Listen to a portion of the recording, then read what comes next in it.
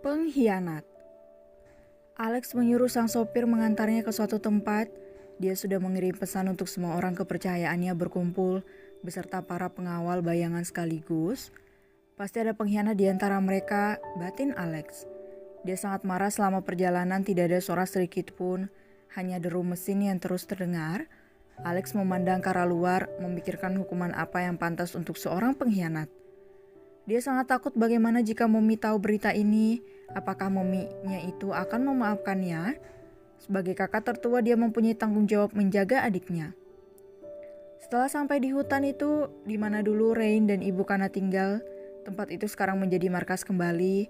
Rumah itu dirombak bak padepokan semakin luas dan ada arena tempat latihan yang lengkap, tempat semua anak buah Alex tinggal dan belajar bela diri. Turun dari mobil dengan wajah memakai topeng, hanya sebagai orang penting dan penjaga bayangan yang tahu wajahnya.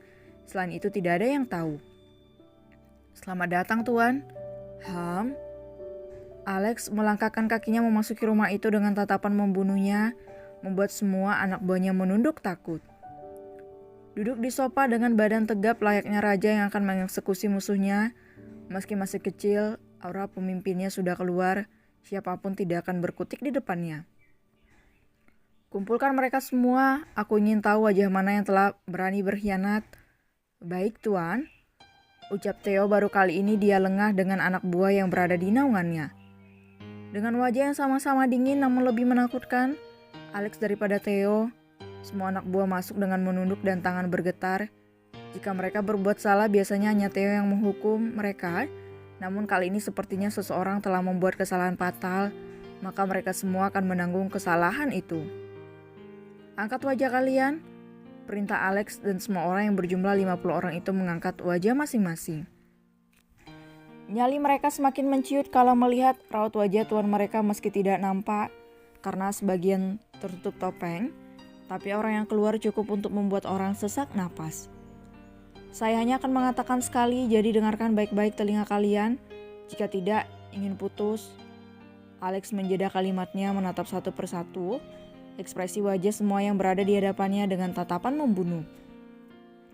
Senyum tersungging dari bibir mungilnya.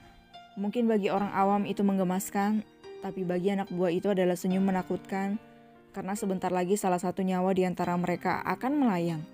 Mereka bergidik ngeri. Maju dan mengakulah jika kalian berkhianat, mungkin saya masih bisa memberi ampunan, tapi jika tidak maka saya sendiri yang akan menarik orang itu hingga hidup bagai neraka, mati segan, serta keluarganya mati tepat di depan matanya sendiri. Tekan Alex di setiap kata-kata yang dia ucapkan. Di tempat lain di bawah jurang, Lexa terus mengeluarkan air matanya masih dalam rengkuhan. Alexo ikut mencari adiknya. Dia begitu histeris ketika sampai di bawah, apalagi mobil itu sudah hangus terbakar tak bersisa. Bahkan mayat para musuh itu hanya 4 orang yang ditemukan, namun tersisa 1 orang dan juga Al yang masih belum ditemukan. Diperkirakan sebelum meledak mereka semua berusaha keluar dari dalam mobil, namun naas mobil meledak dan membuat mereka terlempar jauh dari mobil. Tidak boleh terjadi apapun padamu adik cantik, bagaimana aku mengatakannya padamu Mi? Batin Lexa. Dia masih sesegukan dalam pelukan Alexo sambil melirik ke sembarangan arah, siapa tahu dia menemukan tubuh adiknya itu. Sisir seluruh jurang ini sejauh 5 km.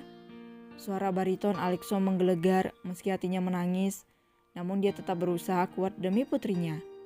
Istrinya masih belum tahu kabar berita ini, semua orang merahasiakannya. Baik bos. Arya, tutup semua berita ini rapat-rapat, siapapun yang tahu harus tutup mulut mereka.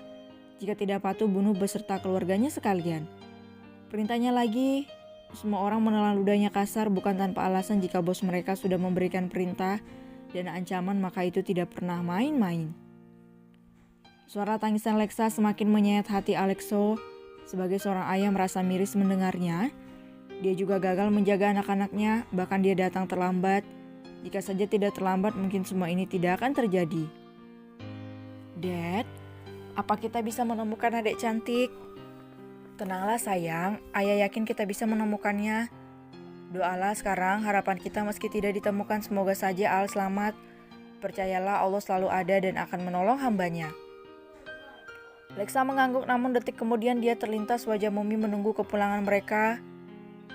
Daddy, Mommy masih belum tahu. Daddy merahasiakan kejadian ini. Lexa mengangguk lagi, tapi dia ketakutan jika sampai Mommy-nya tahu. Apa yang akan terjadi pasti lebih menyakitkan lagi. Mommy, maaf. Gumamnya pelan, matanya berangsur-angsur terpejam karena kelelahan. Alexo semakin erat memeluk putrinya itu. Ikut mencari keberadaan Al, anak bungsunya itu. Tidak ada rasa lelah, semua seakan menguap entah pergi kemana. Seharian itu semua orang mencari Al, namun hingga malam tiba tidak ada tanda-tanda di mana keberadaannya. Pencarian ini masih rahasia. Alexo hanya memberitahu Daddy dan Mominya saja dan mewanti-wanti agar pria tidak mengetahuinya. Bahkan Lexa tidak mau pulang ke mansion karena takut Mominya akan menanyakan keberadaan adiknya itu. Pada akhirnya dia pulang ke hutan di mana Alex berada. Alexo pun juga tidak berani pulang. Dia hanya mengatakan jika pekerjaan kantor banyak dan dia harus lembur karena semua segera harus diselesaikan. Beruntung pria tidak bertanya lebih lanjut. Alex sudah menemukan siapa dalang di balik penculikan ini. Ternyata adalah anak buahnya sendiri dan juga ada satu mata-mata yang masih dirahasiakan. Dia mengirim anak buahnya beserta keluarganya ke tempat terpencil. Bukan hanya itu saja, dia juga memberikan sejumlah uang untuk membuka usaha dengan syarat anak buahnya itu tidak akan pergi kemanapun. Jika sampai melanggar konsekuensinya, pada saat itu juga dia dan keluarganya akan dibunuh. Sedangkan untuk mata-mata itu, Alex membiarkannya karena ingin memancing musuh sebenarnya keluar dari tempat persembunyiannya.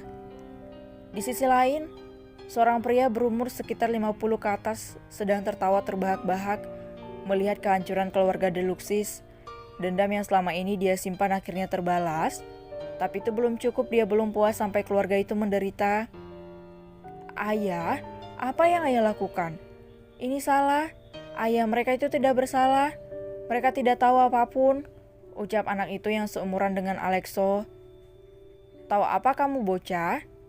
Aku tahu semuanya ayah, kenapa ayah tidak bisa melepaskan dendam itu? Sudah aku bilang, ini hanya akan merugikan ayah. Jangan ikut campur. Sampai kapanpun aku tidak akan melepaskan mereka begitu saja. Pergi.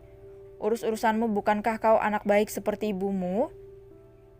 Cukup ayah, jangan pernah menyebut ibu di depanku. Pria itu langsung pergi dalam hati. Dia sudah tidak sanggup menghadapi sikap ayahnya yang semakin tua semakin menjadi. Namun karena janjinya pada sang ibu, dia tidak bisa meninggalkan pria tua itu. Ibu, maafkan aku. Maafkan anakmu ini jika melanggar janji karena ayah sudah keterlaluan. Ucap pria itu setelah keluar dari ruangan ayahnya. Ingin rasanya menangis menumpahkan segala hal. Namun orang yang dianggap sebagai panutan dan dianggap akan mampu mengerti malah lebih memilih dendam yang tidak berujung itu.